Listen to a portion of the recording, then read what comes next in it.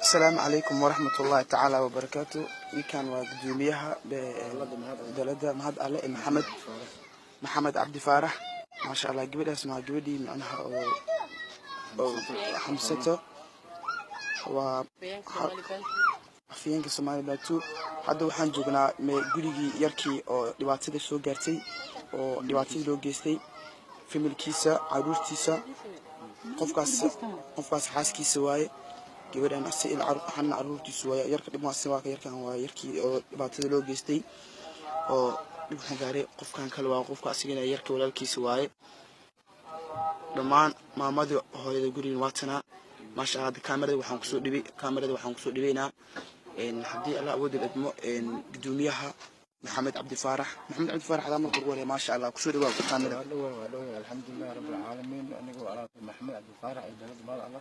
أيها كان كي دفعت لسوق في الأيامات الحمد لله رب العالمين يكون سوق جاري إن شاء الله مكوا عن جعله وعلىها أنا فوق البيت الجروينة أفتكرني مات الحمد لله رب العالمين وحنا موقفتان والحمد لله ويل كان دبعتي سن إنه وحلا قبت أيام وعلينا كل سنين إن شاء الله ما دام ذن أحل صارنا دقمة كان قيت وجار عن أحل صارنا دينا حوغية دلنا ما هذا الله عن كل شقينا مجا بنتو عن كل شقينا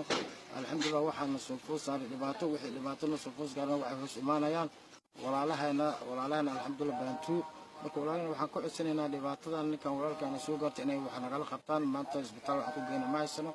الميس الحمد لله هل كان أي فديان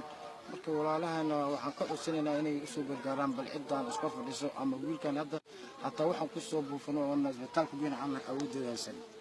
ma santii ما شاء الله aad uma siiyahay ninkaas waxa gudoomiyaha Soomaali Bantu Maxamed qaybta Ahmad Alle haddana waxa ka mid soo dhaweynaa xamsata soo dhawa ma sha Allah ku xigeenka anigoo ah Xamza Ismaan Awkar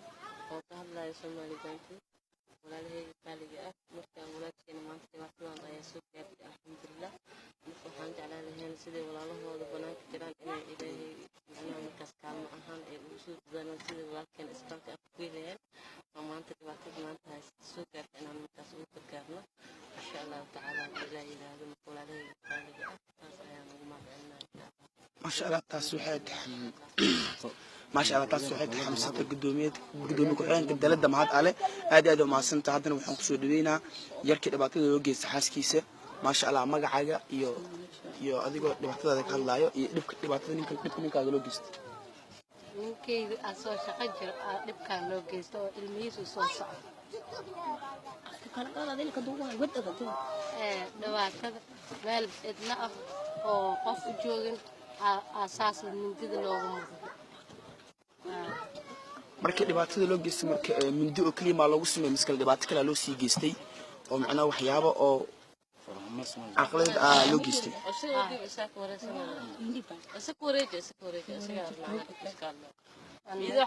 ما شاء الله كاميرا waxaa soo dhaweynaa ninkii dhabaanihii dhibaatada loo geystay waa kana adoo magacaaga adoo ku bilaaway Abdullahi Maadan waay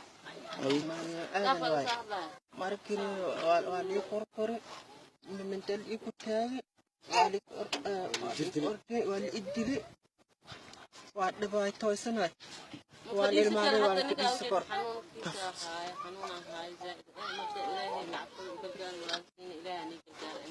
ilman waa ka gaajooysiin dib irafaada ما شاء الله ninkan waa ninkii dhibaatada loo geystay Abdalla Macalin ma sha Allah wiilkan waa wiilkii dhibaatada loo geystay dhibaatada loo geystay guriga hooyada waatana hal kaamira soo dhaweynaa maamada wiilka oo hooyada dhashay waatana soo dhaw maam magacaaga iyo adigoo Bishaara Muhammad Nuur Bishaara Nuur la wiilkay shaqi aadi gaajaysi ilmoolay wal korkor shan ruuha la korkori ilmi samiinki awdi gaaji ka bariyaan maalintii gaaji helgayaan mashaqay sida kor dhaabaha ka yaala qof walaal oo nin gargaaro rabna buusha ka jarna wal mahaysina maxamed ayaan u dirsanay reedlan walaalkana on dirsani gaaji haysata dhaba haysada dibku ni walaalahayna hanoo gaaran rabna ilaahay noo gaarin inoo dhibbi kore